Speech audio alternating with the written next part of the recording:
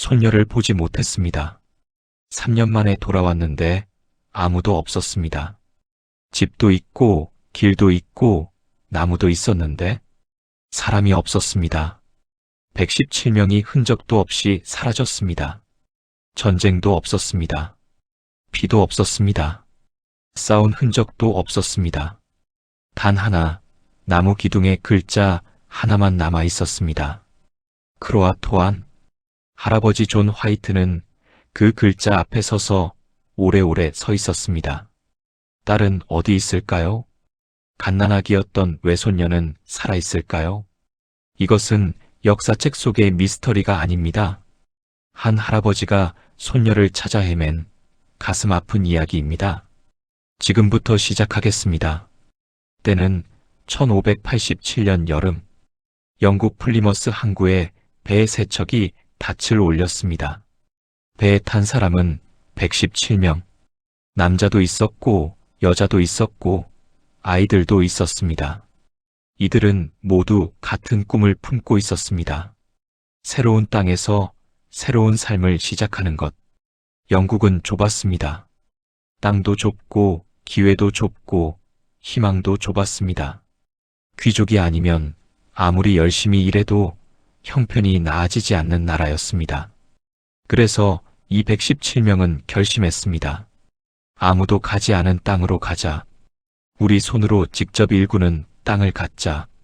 아이들에게 더 넓은 세상을 물려주자.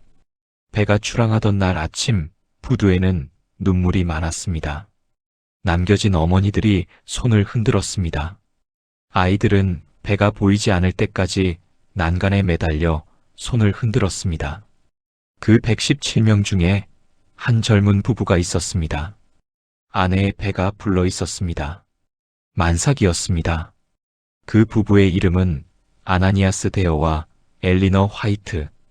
엘리너의 아버지, 그러니까 이 아이의 외할아버지가 바로 존 화이트였습니다. 이 원정대의 총책임자.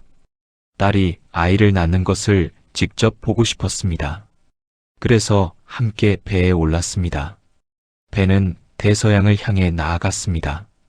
두 다려를 항해한 끝에 배가 닿은 곳은 지금의 미국 노스캐롤라이나 해안 로어노크 섬이었습니다. 섬은 아름다웠습니다. 울창한 나무들이 하늘을 찌르고 있었고 강에는 물고기가 넘쳤으며 땅은 부드럽고 기름졌습니다. 사람들은 환호했습니다. 남자들은 도끼를 들고 나무를 베었습니다. 여자들은 짐을 풀고 살림을 꾸렸습니다. 아이들은 처음 보는 새와 꽃들을 쫓아다니며 뛰어놀았습니다. 존 화이트는 섬 곳곳을 돌아다니며 그림을 그렸습니다. 그는 그림에 재능이 있었습니다. 섬의 식물과 동물, 원주민들의 생활을 세밀하게 기록했습니다. 그러던 어느 날 새벽, 엘리너가 진통을 시작했습니다. 여자들이 모여들었습니다. 밤새 모닥불을 피워두고 손을 잡아주고 이마에 땀을 닦아주었습니다. 그리고 1587년 8월 18일 새벽, 아기의 울음소리가 로어노크 섬을 가득 채웠습니다. 존 화이트는 천막 밖에서 그 소리를 들었습니다. 눈물이 났습니다. 딸을 낳을 때도 이렇게 울었었는데 이제 외손녀가 태어났습니다. 아이의 이름을 버지니아 데어라고 지었습니다. 아메리카 대륙에서 태어난 최초의 영국인 아기였습니다. 그러나 기쁨은 오래가지 못했습니다. 식량이 부족했습니다. 로어노크 섬은 아름다웠지만 117명이 겨울을 나기에는 준비가 턱없이 부족했습니다. 씨앗을 심기에 계절이 이미 늦었고 사냥만으로는 모두를 먹일 수 없었습니다. 사람들이 존 화이트를 찾아왔습니다. 영국으로 돌아가서 보급품을 가져와야 합니다. 당신이 직접 가야 합니다.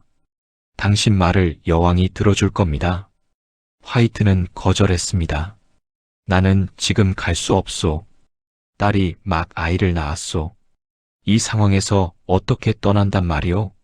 하지만 사람들의 얼굴에는 걱정과 두려움이 가득했습니다. 아이들의 얼굴은 이미 야위기 시작하고 있었습니다. 그날 밤 엘리너가 아버지를 찾아왔습니다. 갓난아기를 안은 채였습니다. 아버지, 가셔야 해요. 화이트가 고개를 저었습니다. 나는 못 간다, 엘리너.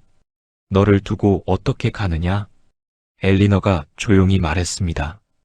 우리가 여기 살아남으려면 아버지가 가셔야 해요. 빨리 다녀오시면 돼요. 봄이 오기 전에 돌아오시면 돼요. 화이트는 외손녀의 얼굴을 바라봤습니다. 태어난 지 열흘도 안 된 아기였습니다. 조그만 손을 꼭 쥐고 잠들어 있었습니다. 화이트는 그 손을 살며시 잡았습니다. 작고 따뜻했습니다. 버지니아? 화이트는 그 이름을 혼자 중얼거렸습니다. 다음 날 아침 존 화이트는 배에 올랐습니다. 부두에서 엘리너가 아이를 안고 손을 흔들었습니다. 화이트는 배가 섬을 벗어날 때까지 뒤를 바라봤습니다. 딸의 모습이 점점 작아졌습니다. 아기를 안은 팔이 흔들렸습니다. 그게 마지막이었습니다. 영국으로 돌아온 화이트는 곧바로 여왕에게 달려갔습니다. 하지만 세상이 그를 기다려주지 않았습니다. 1588년 스페인의 무적 함대가 영국을 향해 쳐들어왔습니다. 영국의 모든 배가 전쟁에 동원되었습니다. 로어노크로 가는 배는 없었습니다. 화이트는 발을 굴렀습니다. 여왕을 찾아갔습니다. 귀족들을 찾아갔습니다. 상인들을 찾아갔습니다. 제발 배 한 척만 빌려달라고. 딸이 거기 있다고. 갓난아기가 거기 있다고. 아무도 들어주지 않았습니다. 전쟁이 끝나도 상황은 나아지지 않았습니다. 배를 구하면 폭풍이 왔습니다. 폭풍이 지나가면 또 다른 이유가 생겼습니다. 1년이 지났습니다. 2년이 지났습니다. 3년이 지났습니다. 화이트는 그 3년 동안 매일 밤 잠을 이루지 못했습니다. 버지니아는 지금 몇 살이 됐을까? 걷고 있을까? 말을 하고 있을까? 엘리너는 건강할까? 사람들은 먹을 것이 있을까? 그 질문들이 밤마다 그를 깨웠습니다. 1590년 8월 18일 버지니아 대어가 태어난 지 꼭 3년이 되는 날, 존 화이트는 마침내 로어노크 섬에 발을 디뎠습니다. 섬은 조용했습니다. 너무 조용했습니다. 화이트는 빠른 걸음으로 마을을 향해 걸었습니다. 저 멀리 집들이 보였습니다. 화이트의 발걸음이 빨라졌습니다. 뛰었습니다.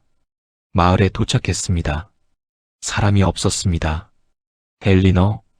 화이트가 소리쳤습니다. 아무 대답이 없었습니다. 버지니아? 메아리만 돌아왔습니다. 화이트는 집집마다 문을 열었습니다. 아무도 없었습니다. 가구도 없었습니다. 짐도 없었습니다. 옷가지도 없었습니다. 누군가 살았던 흔적은 있는데 사람은 없었습니다. 화이트는 마을 한가운데 서서 사방을 둘러봤습니다. 그때 눈에 들어오는 것이 있었습니다. 나무 기둥 하나. 그 기둥에 글자가 새겨져 있었습니다. 크로아토안. 화이트는 그 글자 앞에 무릎을 꿇었습니다. 한동안 움직이지 못했습니다. 크로아토안은 근처 섬의 이름이었습니다. 그리고 그 섬에 살던 원주민 부족의 이름이었습니다. 화이트는 생각했습니다. 살아있다. 그들이 살아있다. 크로아토안 섬으로 간 것이다. 엘리너가 거기 있다. 버지니아가 거기 있다. 화이트는 벌떡 일어났습니다. 화이트는 선장에게 달려갔습니다. 크로아토안 섬으로 가야 합니다. 지금 당장. 선장이 하늘을 올려다봤습니다. 안 됩니다. 먹구름이 몰려오고 있었습니다. 바람이 거세지기 시작했습니다. 폭풍이 옵니다. 지금 움직이면 배가 위험합니다. 그래도 가야 합니다. 딸이 거기 있습니다. 총독님.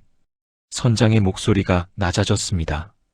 지금 출발하면 우리 모두 죽습니다.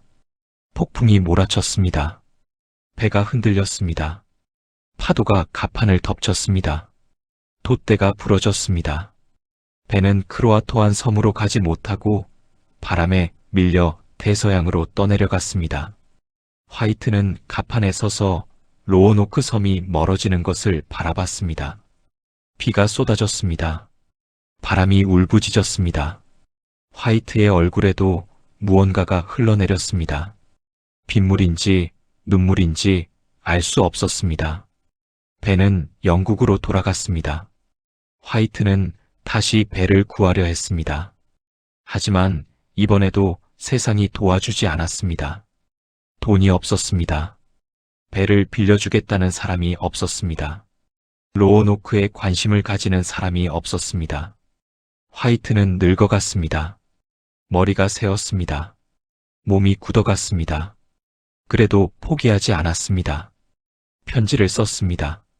여기저기 찾아다녔습니다. 제발 딸을 찾게 해달라고, 손녀를 찾게 해달라고. 하지만 화이트는 끝내 로어노크 섬으로 돌아가지 못했습니다. 1593년 화이트는 마지막 편지를 남겼습니다. 그 편지에 이렇게 썼습니다. 나는 하나님의 섭리에 맡길 수밖에 없다. 그분이 그들을 돌봐주시기를 기도한다. 나의 딸과 나의 손녀와 그 섬에 남은 모든 이들을. 그 후 존 화이트의 기록은 역사에서 사라집니다. 언제 죽었는지도 모릅니다. 어디서 죽었는지도 모릅니다. 그는 끝내 버지니아의 얼굴을 다시 보지 못했습니다. 그렇다면 117명은 어디로 간 것일까요? 수백 년 동안 학자들이 이 질문을 파고들었습니다. 1700년대 크로아토안 섬 인근에 살던 원주민 하테라스 부족. 사람들을 만난 탐험가들이 놀라운 보고를 했습니다.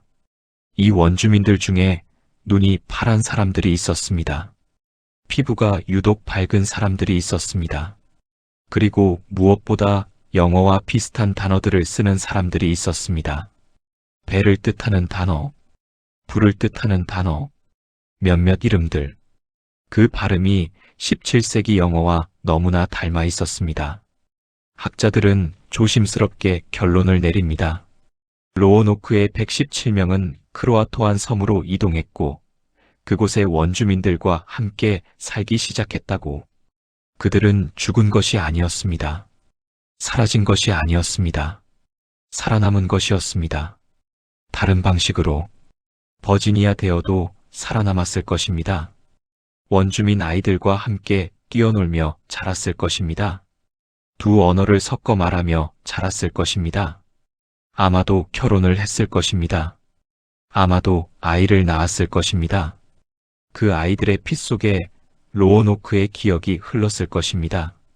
할아버지가 끝내보지 못한 손녀는 그렇게 새로운 땅에 뿌리를 내렸을 것입니다. 2020년 미국의 한 연구팀이 오래된 지도 하나를 분석했습니다. 존 화이트가 직접 그린 지도였습니다. 지도의 한 부분에 종이 조각이 덧붙여져 있었습니다. 그 아래를 특수 기술로 들여다보자 숨겨진 표시가 나왔습니다. 내륙 어딘가를 가리키는 표시였습니다. 학자들은 이것이 로어노크 사람들이 이동한 방향을 화이트가 미리 알고 있었다는 증거일 수 있다고 말했습니다. 어쩌면 화이트는 알고 있었는지도 모릅니다. 떠나기 전에 딸과 약속했을 수도 있습니다. 만약 위험하면 이쪽으로 가거라? 아버지니까요. 딸이 걱정되는 아버지니까요. 떠나면서도 혹시 모를 상황을 대비해 미리 약속을 해두었을 수도 있습니다. 그렇다면 크로아토안이라는 글자는 구조 요청이 아니라 아버지와의 약속을 지켰다는 신호였을 수도 있습니다. 아버지, 우리 여기 있어요? 오늘날 노스캐롤라이나에는 럼비 부족이라는 원주민 공동체가 살고 있습니다. 이 부족 사람들 중 일부는 자신들이 로어노크 식민지 사람들의 후손이라고 믿습니다. 그들 중에는 영국식 성씨를 가진 사람들이 있습니다. 데어라는 성을 가진 사람도 있습니다. 버지니아 데어의 성입니다. 증명할 수는 없습니다. 하지만 완전히 부정할 수도 없습니다.